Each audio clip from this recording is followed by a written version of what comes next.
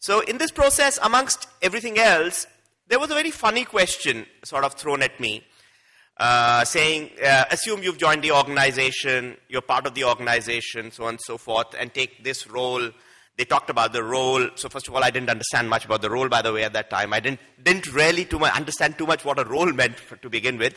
But having said that, I think the key thing which I wanted to emphasize here was they then spoke about, that you are there, you are in some wilderness of Bihar. You've interacted with this distributor of ours for many, many years. You've now no longer in Bihar. You moved on from that job to next level and come back to, talking of levels, come back into Mumbai. But there is a problem the organization is facing. They have some big overdues with this distributor in Patna. They know you've had a great relationship with this distributor in your time. And they request you, can you help us out with trying to get this money back from this distributor? So you fly into Patna and see if you can persuade the guy to sort of to understand the reason or the rationale the organization has and the reason he owes us and what he does about it.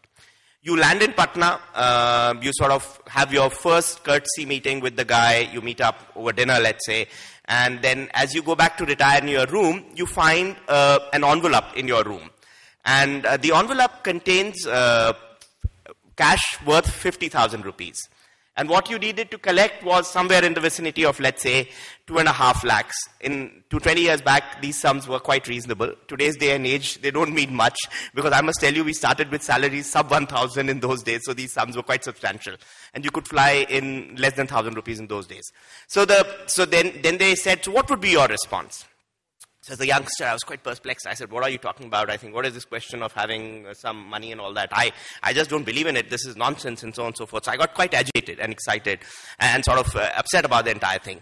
And I remember the panelist at that point in time saying, good, that you sort of basically, it's important that you sort of don't get swayed by any of this stuff, because there is this letter also which saying, we've had a great relationship, so on and so forth. Thank you for flying down, but there is no way I can pay the company, and he's given this money to you. So I said that we'll return it, so I don't accept this at all. The panelists added 2 dimensions. I think one is, if in this story, the key thing is, one is the integrity element, which they were perhaps testing and devoting a lot of time to testing integrity. And I think that is one of the most important things as we drive businesses and as we take people forward.